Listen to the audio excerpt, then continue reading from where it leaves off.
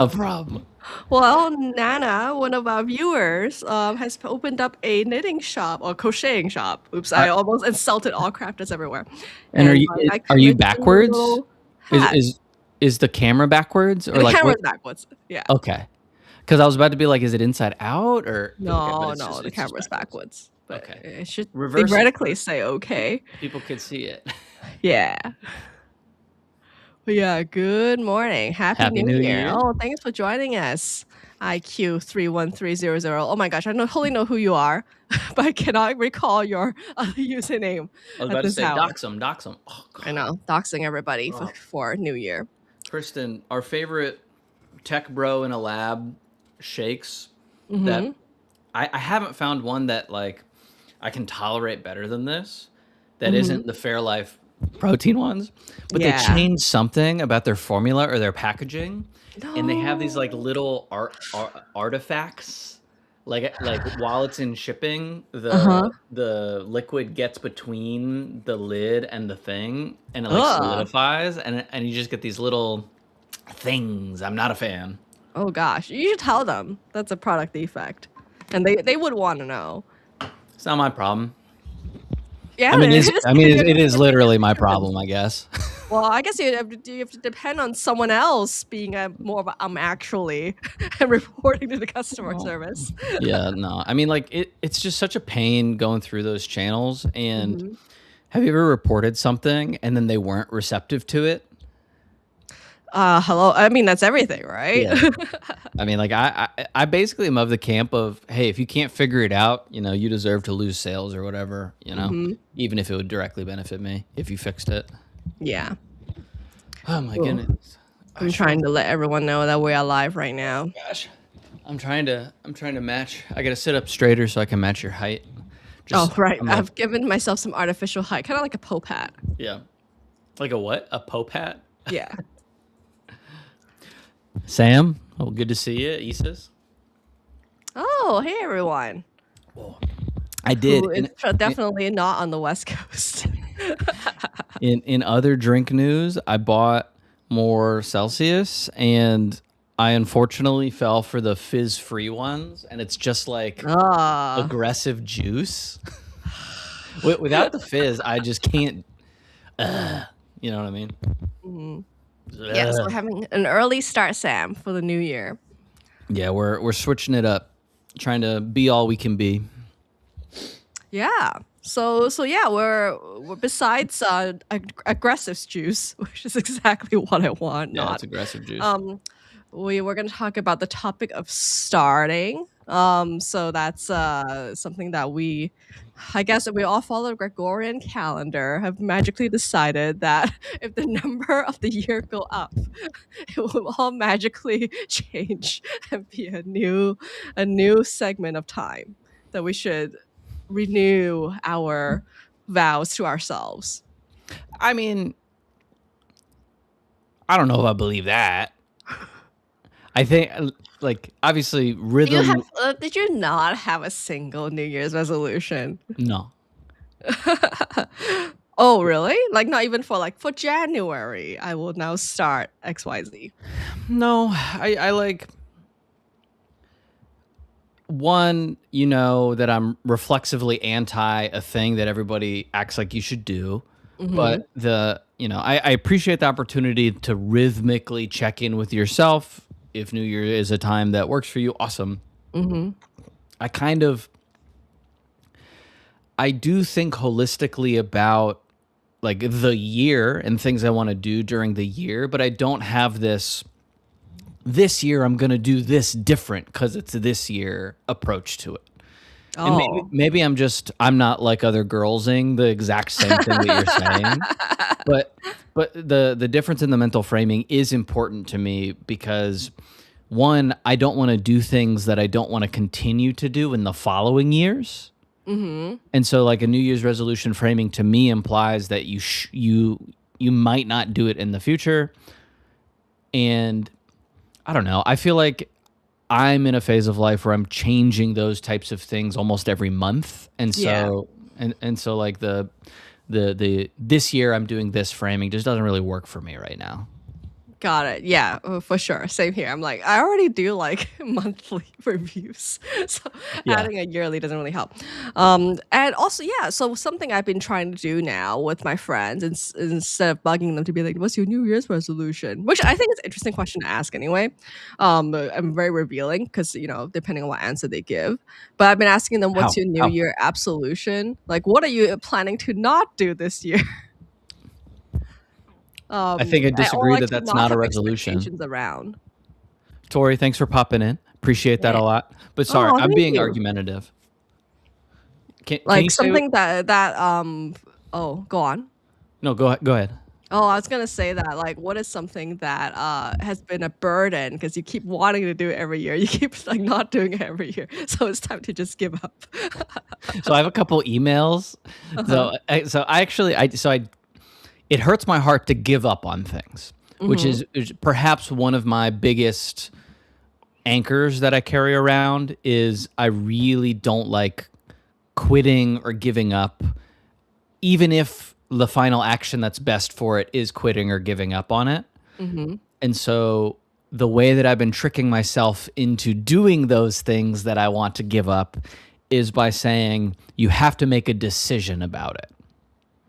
And, saying I'm going to deal with it in 6 months is not a decision about it. That's a delay of a decision. And so before I dive super deep into that, self gaslighting, can you explain what you mean by what is revealing about people? And I'm going to fix my background because like the lighting is killing me. Oh, okay. We've been right before we started the show, we were debating about God's light versus the studio light, and how it's making Cameron look like he's singing in the dark. Like for example, right? You gave me a very argumentative answer of like, I already have goals, and therefore I don't need this resolution. I mean, isn't that Yeah. super revealing about how you think about things? So yeah, and then like some of my friends completely ignore my question, which I think is also revealing that I don't want to talk about that. I'm like, okay, noted. I would never ask Wait. again. No, okay. So you keep saying it's revealing and you're not saying what it is revealing. I want to understand what's revealing. I think it's revealing like how you plan your life. Like, are you the kind of person who likes the common man's ritual, or woman, or non-binary, like the common human ritual of Yeah. declaring something when the New Year ball drops, or are you like tired of it because we're all tired of it in 2026 and It- deciding that that's not really a thing anymore that we can do and pressure ourselves with. Okay. um Okay. yeah, So you have your own weird little system that you made up, which you and I both have. yeah. What's up, Mona Lisa? Thanks for dropping in. Yeah. Okay. So I don't think I understand, or maybe I do understand. Let me say back what you said at you. Okay. So if you do have a New Year's resolution that says something, and the something is that you're probably pretty chill and easygoing. Hmm. If you don't have a resolution Yeah. and you were just like whatever about it, I just didn't do one. Hmm.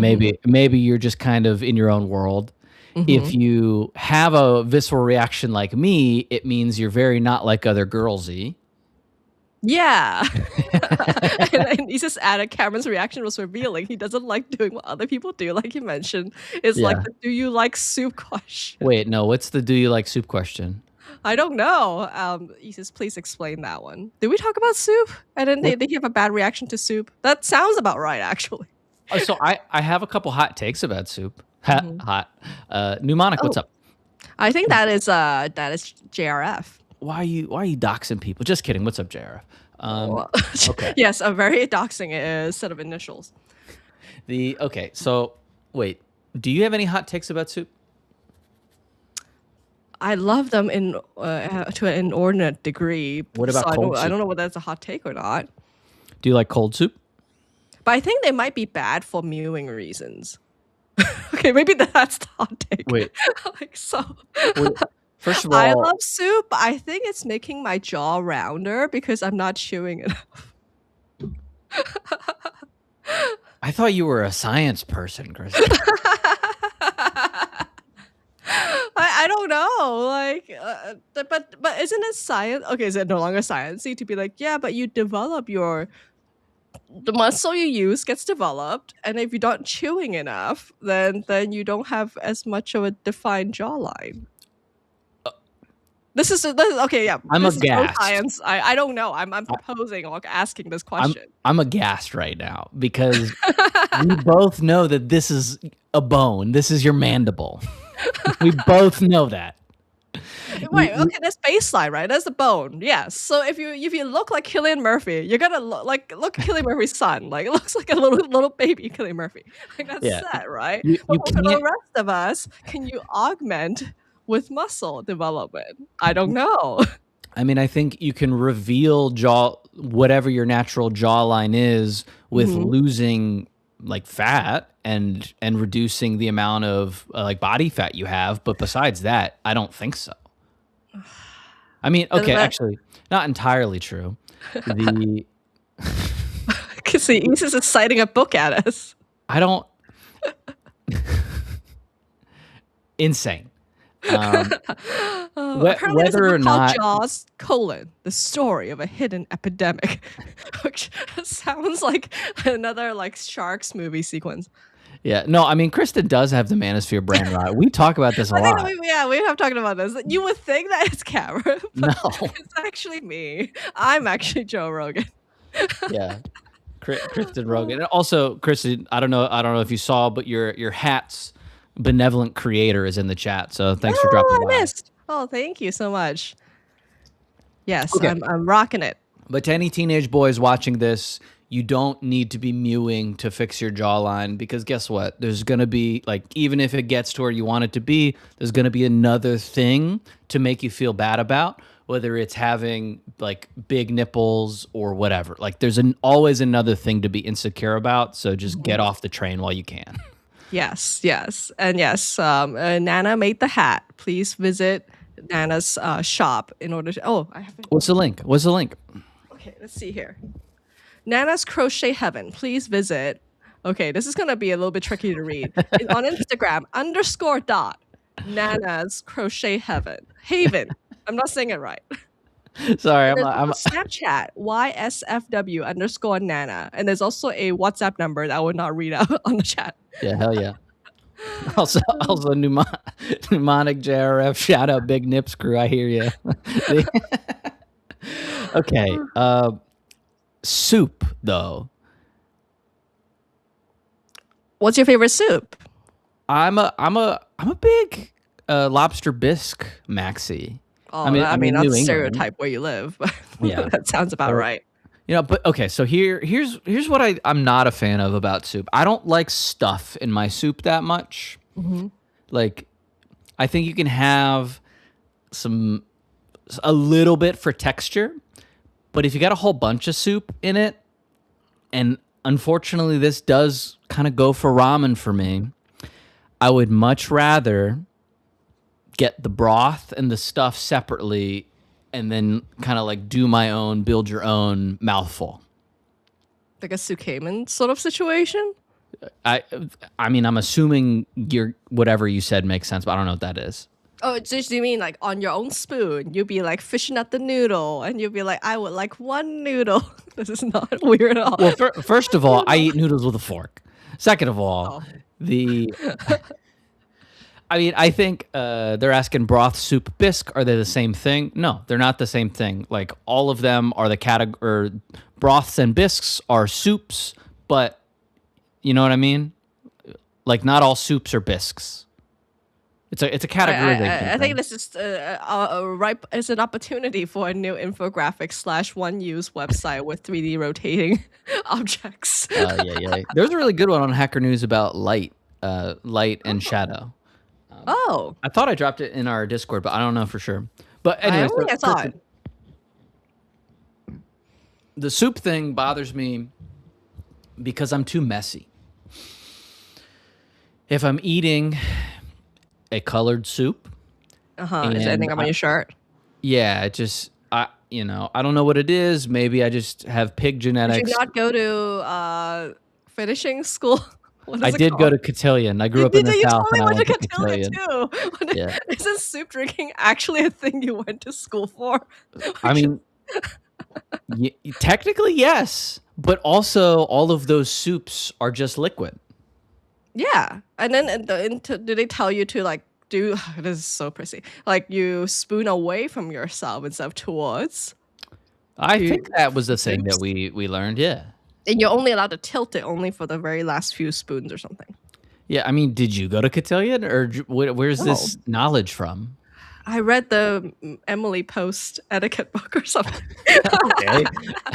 No, I don't know. This is so terrible, but I remember once at work, someone did complain that I'm slurping too loud Wah, when I'm wah. eating my lunch.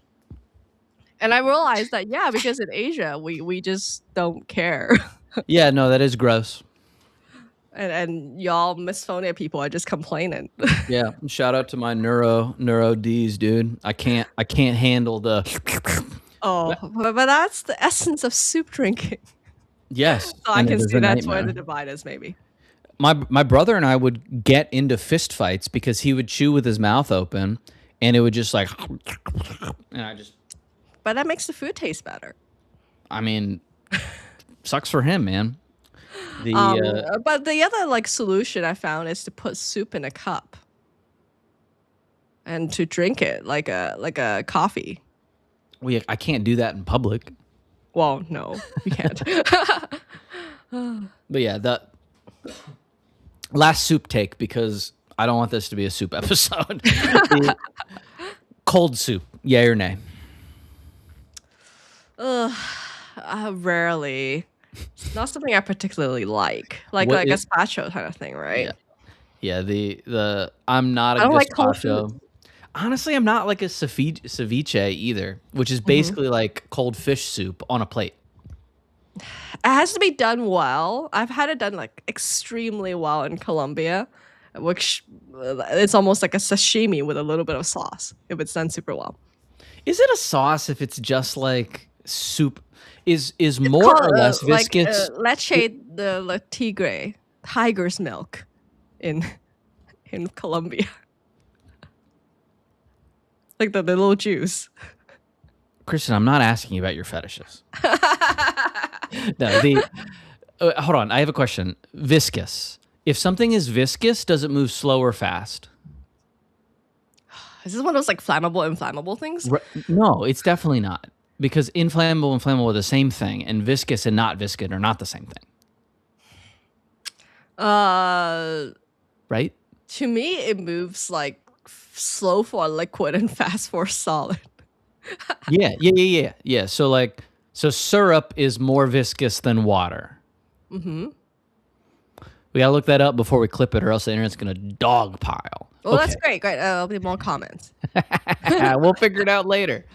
Yeah. The But why do you what? ask? Is Why soup were we talking viscous? about soup? We're talking Well, about we're starting. not talking about soups anymore. We're now talking about Newtonian versus non-Newtonian fluids or something. Yeah, that We've video. moved on. Do you remember that video that took over YouTube in like 2009 of the dude slapping a bucket of liquid and then running across Uh, it? I don't remember. You need to post it on the Discord. All right. Let me. Okay. Is it one of Example. those like cornstarch liquids or normal liquid? Yeah. Talk about starting. Oh, so we were talking about New Year's resolution. I'm still not over the jawline thing because okay, so Isis and I and a few friends have been talking about this new water bottle design that's supposed to train your jawline by really being really hard to suck on, and it's supposed to be good for snoring. They are like FDA cleared or something. And like the idea is that you develop the muscles in your swallowing, and that helps with preventing sleep apnea. And like one person I know like has been using it and liking it, though like very dubious as to whether it actually even help with snoring or not. So I do think like jaw muscle development is important, I and feel like soup it's one of those. prevents that a little bit. Hmm? I feel like it's one of those things where people want to be in shape, and the answer is painfully straightforward, which is exercise more, especially in ways that spur muscle growth and And not eat a deal with the lower micro calorie muscles in your diet. mouth. Yeah, like it's hyper focusing on the edge part of it when the bulk of the reward will come from just doing the boring, painful thing. Okay, apparently, okay, banger only endorses starting strength. Only 5x5s of I mean, I think barbell exercises. unless you've done that for a few years, the other stuff just isn't worth your time. Fine, fine. You know what I Uh, mean? It's like, oh, I want to be able to play piano, but you haven't mhm. like sat down at a piano yet. You know what I Yeah. mean? Like, Well, it's fun to read about piano theory. For chat's asking starting, about exercising throats, dude. We're so chopped for this year. so for like starting something new, do you like to have a new ritual to spur the moment? I'm in the year of just as little friction between impulse and action as possible. Mm-hmm. I am a sucker for ritual and routine and prep and having things be exactly the way that it needs to go Mm-hmm. because I like liking a process, Mm-hmm. and that has really hindered me, one, in the quantity of things that I can do, but also it allows me to run out of time to do like to eat the frogs I don't want to eat. And so I've actually had a lot of success this year in the 9 days that it's been in just full left curving it and being like, okay, I need to do this thing. Open the document before I can think about it. And it Like doesn't doing always. that or not doing that? Wait, what do you mean? Opening a document before you can think about it, like doing that Yeah, or if not doing that? so one of the things that I really didn't want to do is come up with kind of a new budget for the year because it means, oh, I don't get to, do the things that I would have just done without thinking with money. It's Uh-huh. not gratuitous, but it's like, okay, do I get takeout less? Do I need to get takeout less? Do I need to do this less? Nothing that's going to kill me, just like, okay, I should be more reasonable, especially if I want to do X, Y, and Z in terms of like other goals in my life. Mm-hmm.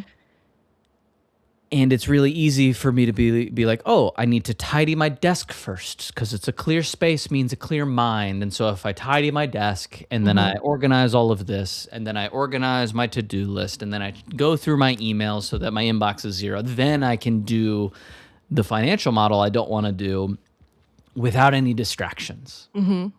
Well, a few days of organizing instead of doing the thing I don't want to do later, and I haven't actually done any of the important things. And so I'm trying to just start before I can realize I'm starting. Some of that involves opening the document the night before. So it's a lot easier to open it and have it on my computer than it is to sit down on my desk and open it for some reason. Mm-hmm. Other things that I'm doing is, especially with physical space stuff, like one of the things that I've had on my to-do list for months is to go through and get rid of everything in my closet that just like straight up doesn't fit anymore because I've gained mostly muscle mass in the past like year or two, and I just can't fit in a lot of stuff. But the act of, okay, putting this on, does this fit? Intermix with like body dysmorphia crap. It's like, oh, is this that was just a thing that I was avoiding. And so now what I do is if I'm like, for example, the closet, I was just walking by it one day and had the impulse of like, hey, I should try on some of that stuff. And then instead of doing whatever I was going to do, I procrastinated that thing with that thing. And so I'm trying to do that productive procrastination aspect of it too. Just kind of like leaning into, some of my destructive behaviors to help me, to trick myself, basically. So you're bouncing from one productive task to another. Yeah. Sometimes it works out the way that I want. Sometimes it doesn't. Right now I'm in the middle of going through.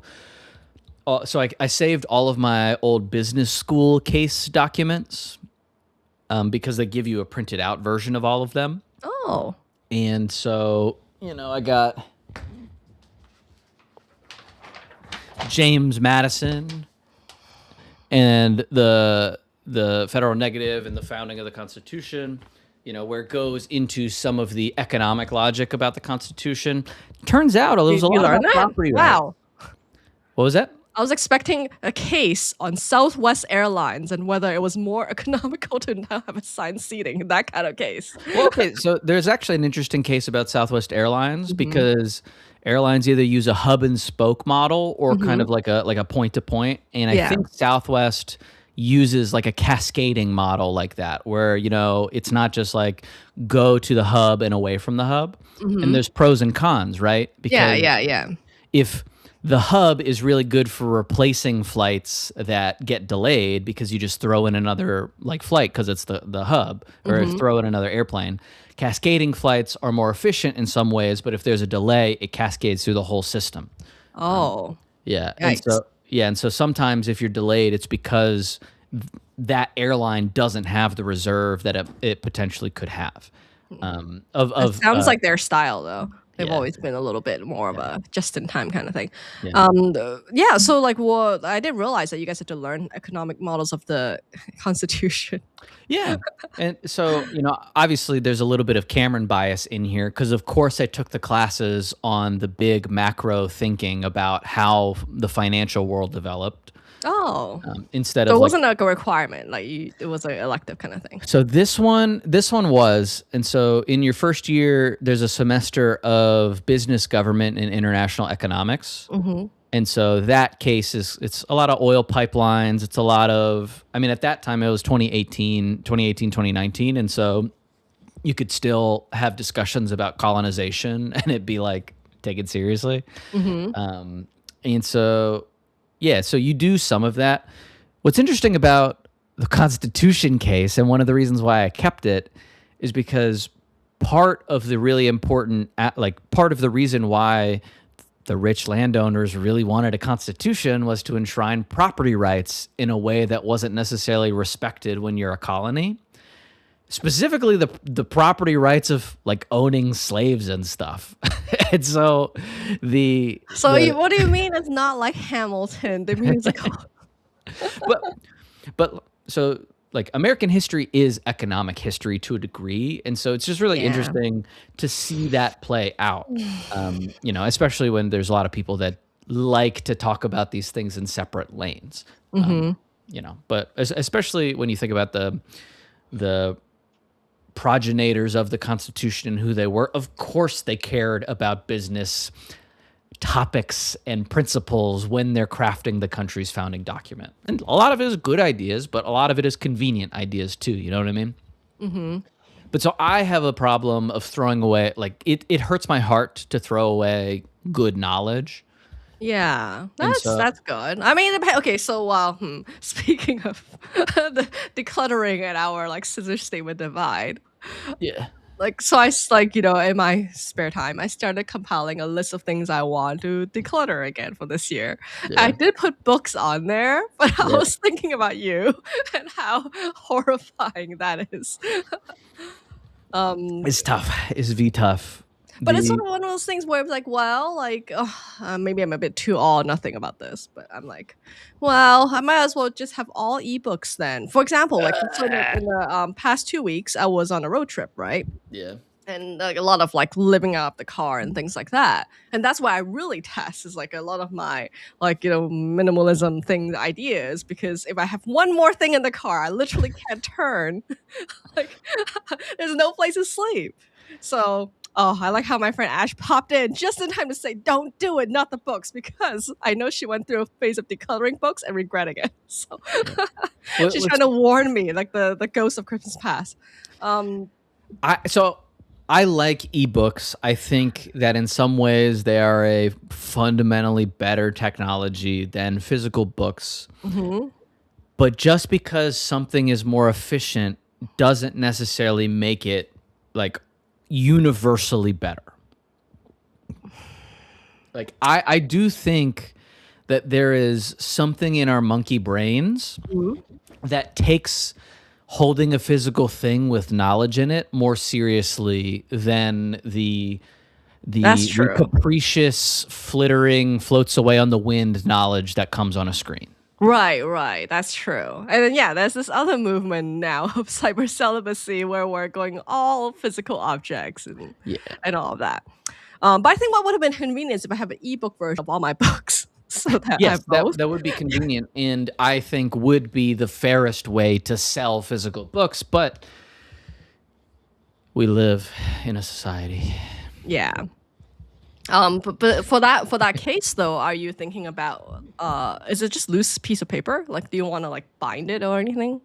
So I have it in a binder. I took it out to show you. Oh, okay, okay. And so what I really wanted to do is so I had a tote bin full of cases. So Hmm. like just like full of them in binders, but still, I had like 10 binders of cases. And so yesterday I went Binders through, full of cases. yeah, and obviously I haven't opened any of them except like one or two in the past 6 years since I graduated. Hmm. And which is proof that it's not really adding a ton of value to my One or two is existence. really good, like not zero. One or two in 6 years is really good. Yeah, like not complete neglect. I mean, yeah, sure. The it's effectively a 0% access rate. And so but I hear you, like one or two uses.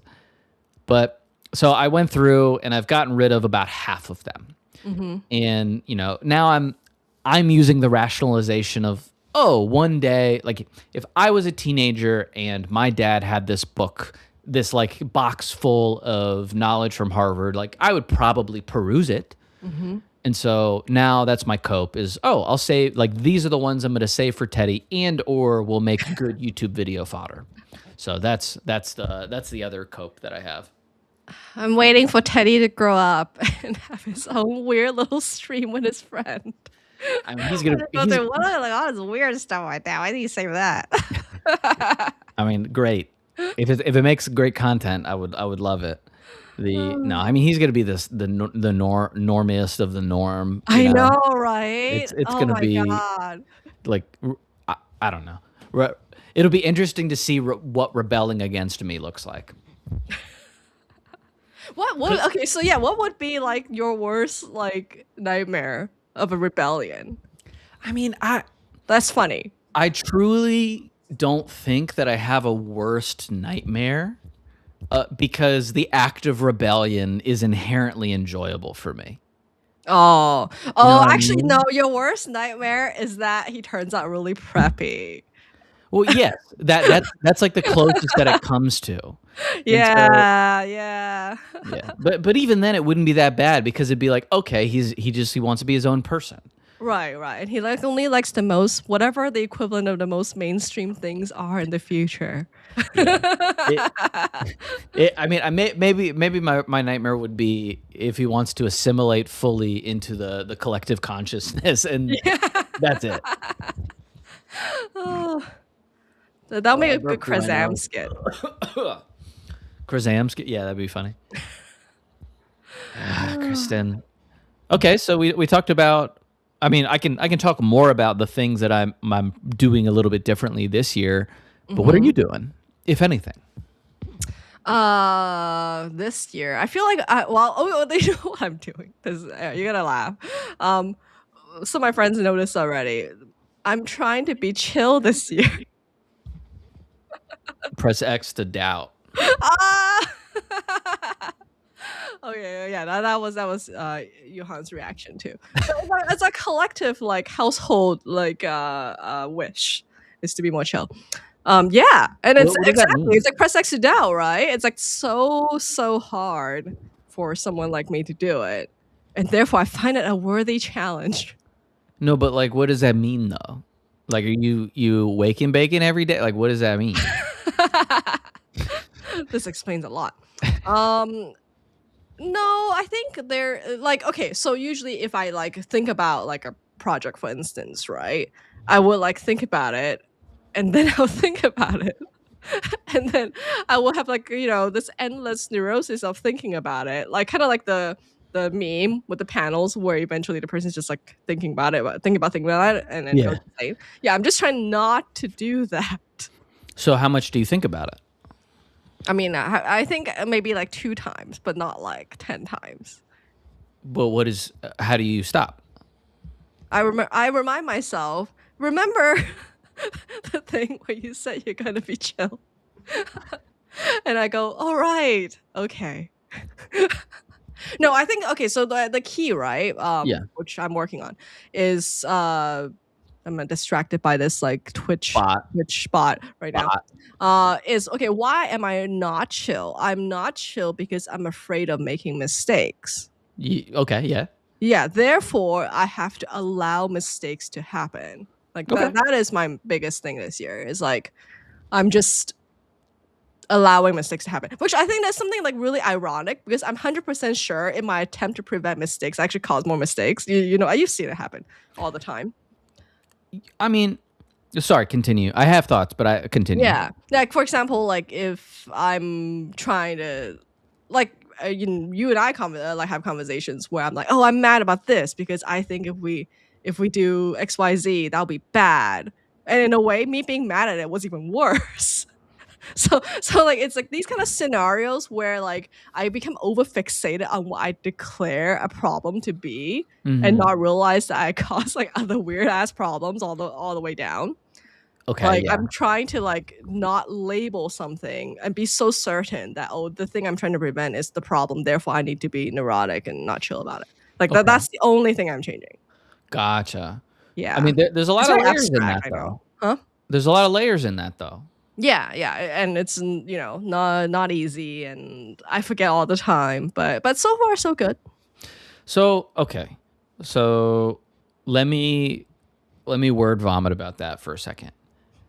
So, we obviously have gone through cycles of Kristen is trying to prevent like you call it a mistake. I think sometimes you try to prevent a suboptimal outcome. Yeah, And so preventing a suboptimal outcome is actually different than trying to make the best possible outcome. There's a little bit of I mean, it's like it's an avoidance as opposed to it's like a negation instead of a creation correct. sometimes. And a aversion is what we call in Buddhism. A what? Aversion. Aversion. Yeah, yeah, yeah. Yeah, yeah. So there's like usually there is like greed versus aversion, like towards in a Mhm. way, and delusion where you just like often. Ooh, I like You know. that. I like that. There's like greed and then anti-greed, which is also destructive in its own way. That's interesting. Aversion is anti-greed, right? Uh, yeah, it's like what you said. Like you really don't want something. Yeah. Okay. Mhm. Interesting. I'm gonna write that. Okay, but so you have this aversion to a thing, Mhm. which is And then kind I have of aversion to my own aversion, which is usually actually what causes my own suffering. It's not the yeah. first aversion, it's the It second aversion. it like kicks off this cascade, Yeah. this this Like the anxiety. Southwest Airlines model. Yeah, very much so. And so the cascade ends up causing you either to end up doing an action that's like you're the deer inside of a convenience store and you're just like kicking a bunch of shelves, or you end up not being able to do anything at all because all of your moves end up in your brain making it worse sometimes. Yeah, yeah, then I'm just frozen, right? And it's like a doom. It's a frozen doom loop. Yeah, Um, and it's but also not very flexible because then if things like if the next thing doesn't turn out the way I want to, then my whole system already is screwed. Again, yeah, it's not a great it system. proves that the aversion was actually the right move. Yeah. I think the big thing that is kind of missed by living in this doom loop Mhm. is that the way you end up making things that you're proud of is like, well, one, it's a mindset shift in general, but two, it's by doing enough trials that the thing that you do without thinking is high quality. And Without enough can you repeat what you just said? What? the only way to do like make consistently good things is to have Mhm. made enough bad things to Oh, yeah, the understand whole, like, intuitively how to make good things. pottery, you need to Yeah, make bad pots. yeah. And like Mhm. behind every good pot is 1,000 bad pots. Right, right, exactly. So And also limited number of things I can, and I'm so attempts. and an aversion focused approach to things just constrains the amount of attempts you're going to make on stuff, just, either frictionally where you have these micro hesitations, or in a macro sense of you just like, hey, I'm not even going to try because I'm going to screw it up, which is like a very former gifted kid, good grade kid Right. mentality. Yeah, and I think and then we explore like why am I afraid of making mistakes? It's because I'm afraid that then it's my fault. Then there's this whole like attribution of fault of how like why do bad things happen? Why do good things happen? Yeah. And like maybe like allowing more space for actually because of like the laws of thermodynamics. Let's not even call it karma. Like Yeah. everything that happens in the next moment, I did not singularly cause it. Yeah, it's a butterfly's fault. Yeah, exactly. Yeah, so it's sort of like these sort of things where I'm like, okay, I need to allow for everything else in the world to also be participating and not to like attribute everything to my singular fault, which is my normal tendency. I mean, obviously that's an ego problem too. Right, exactly. But it's like a very sad, like not even a fun kind of narcissistic ego, Yeah. but yeah, it is the inverse kind of narcissistic ego.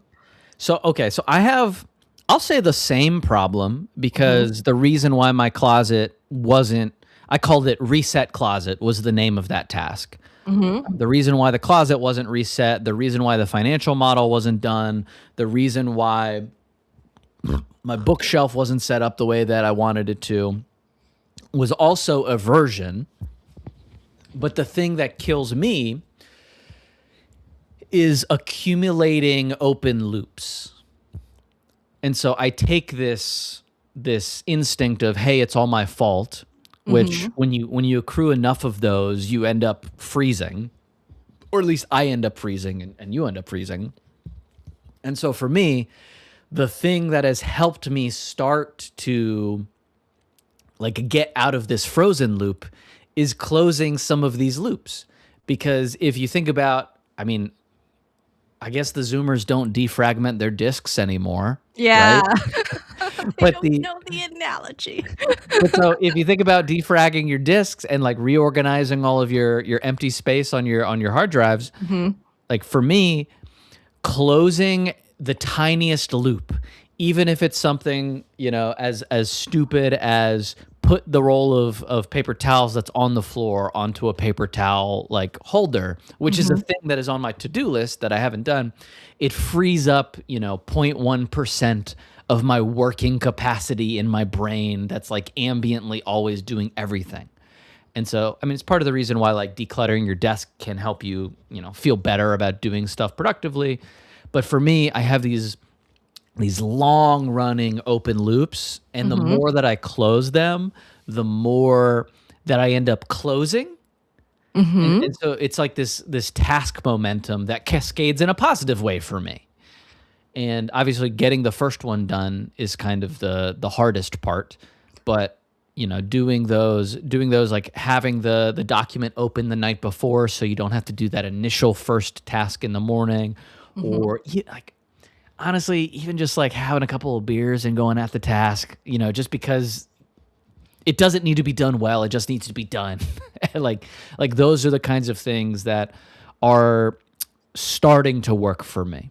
And I used, we haven't talked since I went on my Factorio binge, but I have been observing that on Discord. so I and I tried to download demo, but I already got tired from watching the trailer, so I already got my fix. I was like, I get it. Oh, and thanks for joining us, OX Megan. Wow. Happy New Year. So the thing is, there's only one task in Factorio, and it's grow the factory. Yes. Everything else flows from that. And so not having all of these, like having everything be oriented towards the one thing, the factory must grow, has been. Well, I think here's the alarming thing, right? Because I saw that you had posted a ChatGPT analysis of why is Factorial so satisfying to your brain.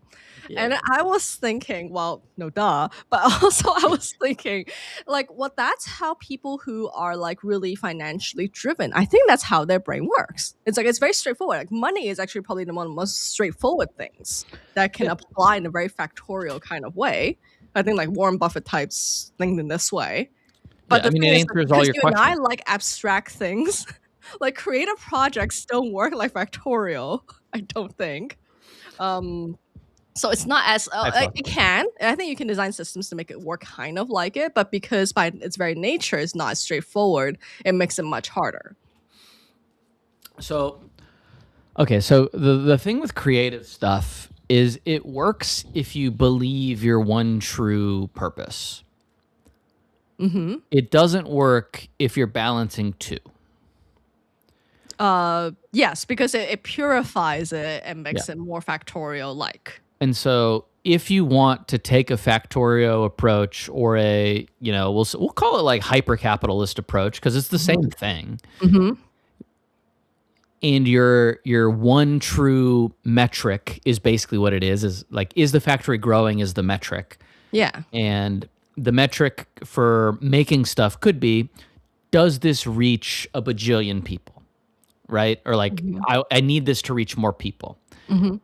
That one true metric goal is probably in direct conflict to the other goal that is often unstated that a lot of creative types have, which is, I want to feel good about this thing that I've made. Yeah. And so it's like the tension between those two things that make the factorio hypercapitalism approach to making a creative thing Mhm. not as easy as you would like it to be, because you want the thing that Can I nourishes ask an you. aside question? Yeah, In yeah, yeah. Factorial the game, does the character who you play get any satisfaction out of whatever that's being made? Like, is that what is being made? The Actually, wasn't character clear to is a me. vessel, but Okay. the character is trying to get off of a planet that they crashed on. Right, right. And then And so what are they making? Oh, they're just trying to make they're resources. making a rocket. And so you go from Oh, okay. crash landing on a planet to Uh-huh. making a rocket ship to get off the planet, and everything Got is it. in service to that. Oh, The okay. the bad guy Oh, characters, the bugs, the biters, they're one uh-huh. dimensional. They just exist to destroy your shit. The Oh, resources only exist to fuel your factory. uh-huh. Like it is the version of the world that was shown on television from 1960 to 1997, which is the good guys are good, the bad guys are bad, Mhm. and progress is paramount. Oh, okay. And so it's not Oh. real. It's not real, but it is beautiful I and didn't simple. realize that the beautiful deep fiction that lies behind Factorial. Oh, and It's Sam said, "You're calling me out, Cameron." yes, I am. I called you out in conversation the other day, but I am calling you Wait, out. which I'm part? calling Which you part? out.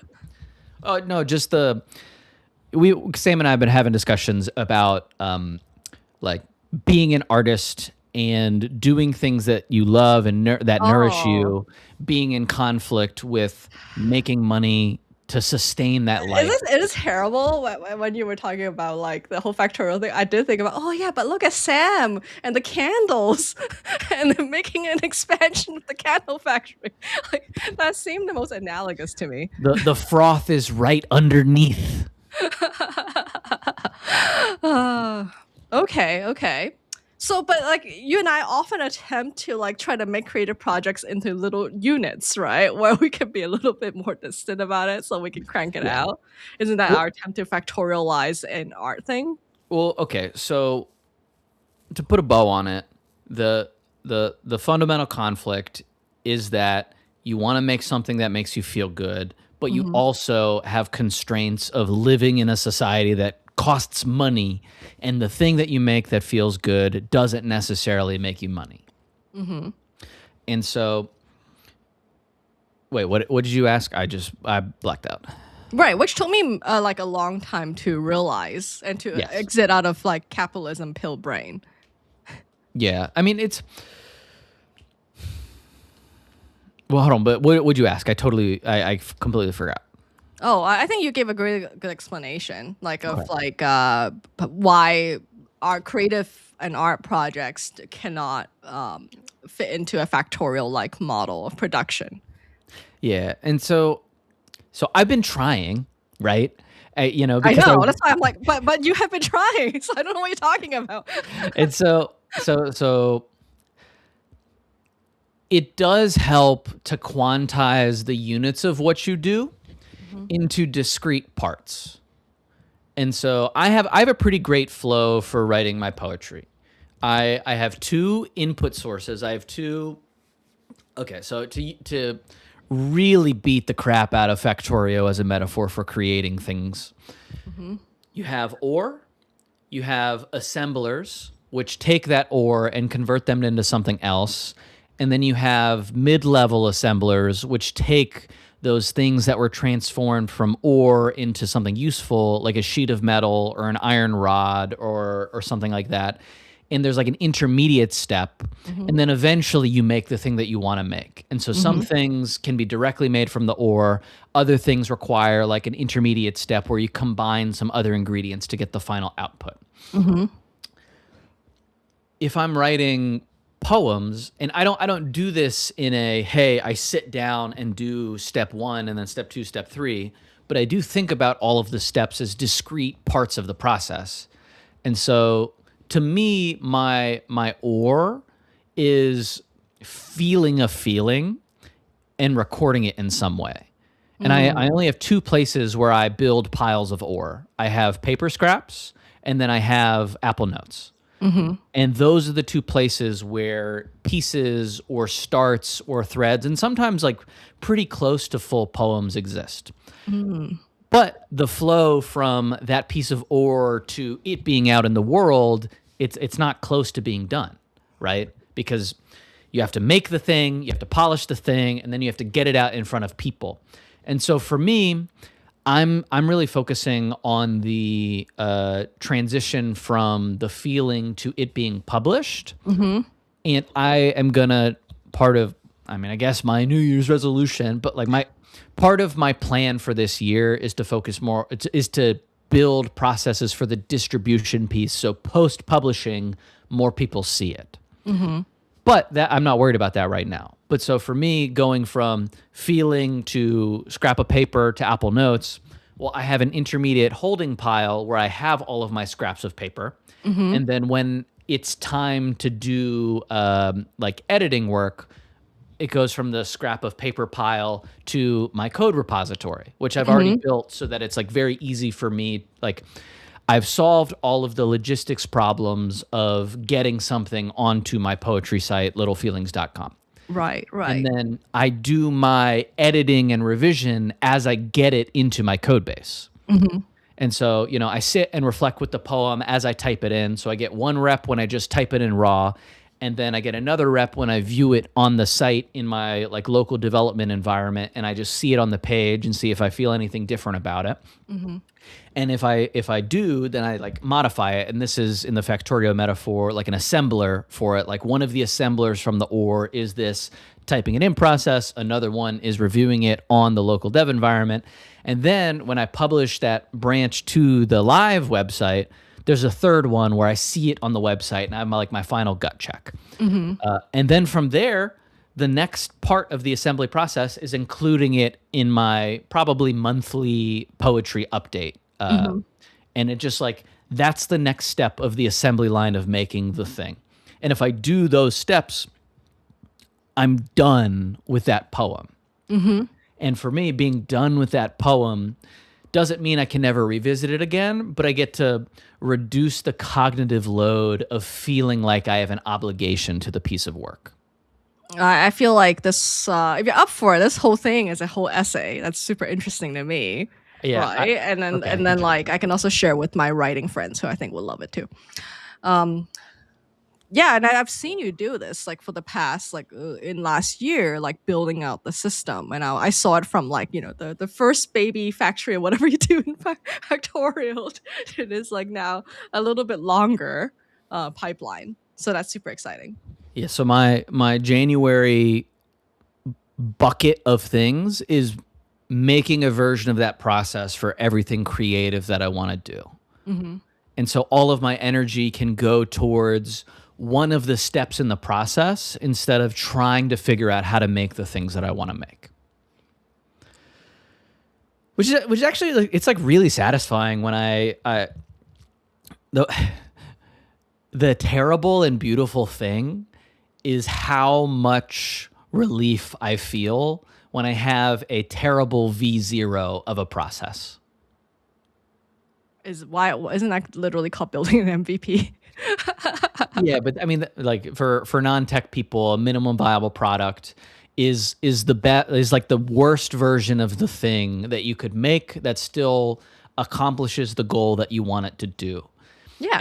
And the reason why you build MVPs is because you're never going to actually learn the things you need to learn if the basic version of it isn't out in the world and other people can see it and interact with it, and customers tell you, hey, yeah, this does, do the thing I want it to do, but it's ugly or it feels bad or this part sucks. Mm-hmm. Building MVPs is an ego death process. Yeah. And that's why it's so hard. It has to be embarrassing, right? Yeah, it is the gap between the taste you have in your head of this beautiful thing that you wish existed and are trying to make exist, and your ability to exhibit that style in reality. Right. Yeah. So I've been like working on this pipeline as well. Hell yeah. Maybe more on the other end, actually, the distribution end, because I made the decision to exit out of like Substack and switch to running my own email server, which has been a nightmare. Yeah. It sounds bad. Yeah, but however, I'm using Button Down, and I'm even paying through the nose for it because I suspect they can help me with the domain reputation issue. They have like little systems for that. So my goal is to use them, and then then hopefully that will give me some independence once my domain can actually send mail more reliably. But for now, I'm leaning on their special domain as well. Keep us posted. But my hope is that this helps me have a better pipeline for like sending newsletters, because that's been something I haven't been really great about, is doing that. And with Button Down, you can even this is not sponsored, you can even just send it through your email, like into a plain text, and it turns that into a newsletter. So I like that idea of like keeping it super casual and like no craft, just be like, okay, banger this week, so that there's a more reliable like light stream of things I can send to people. And then the majority of my and then also keep it short, and then be like kind of like Derek Sievers, be like, okay, if you want to read more, come to my website, and then have most of my actual writing be on the website, where very similar to you, I have like a whole Git control thing where I'm like fixing things up as I'm uploading it, that kind of thing. Yeah, that's one of my big aversion unfinished open loop things is my hub page, is what I call it. And really sitting with it, the reason why I don't want to finish my hub page is because it's kind of it's a commitment to a public facing self. And it feels bad to collapse what you feel is a fascinating, multifaceted, nuanced person into a quip. Can we just call them all drafts? Yeah, I mean, like that is the self-gaslighting. Or whatever they call it in Factorial. Yeah, I mean, I think the metaphor gets a little strained there because all of the things that make other things are like preset. And so what an assembler is, what a oil, what a chemical like. But if you're like playing the game for the first time, do you know what the next things are? You don't, right? If you're playing the game for the first time and you skipped the tutorial, when you hover over the assembler, it tells you what can go in it. Oh, okay. So you know what the next steps are, but you cannot preview like I don't know at this point what's needed to build a rocket, right? Yeah, I mean you can look at the tech tree, and it might not be fully revealed, but enough of it is revealed that you can plan ahead from zero. Oh, okay. Yeah, I mean the real world, the fog of war is much larger. Yeah. My rule of thumb is anything that touches something that represents, or at least in my brain represents partially my identity, it's more likely than not I'm going to fall into the trap of overthinking it. Yeah. And so, obviously step 0 of solving a problem is awareness of the problem. I'm working through steps 1 and 2. Step 0. Who wants to do that? Boring. Yeah. All right. Well, thanks Facing for your joining demons. us, everyone. Woo! Shout out. Good Yeah. first day back. Thanks everybody for dropping in. Yeah. Thanks for making the hat for Kristen. And then we'll see you all next week, same time. Adios.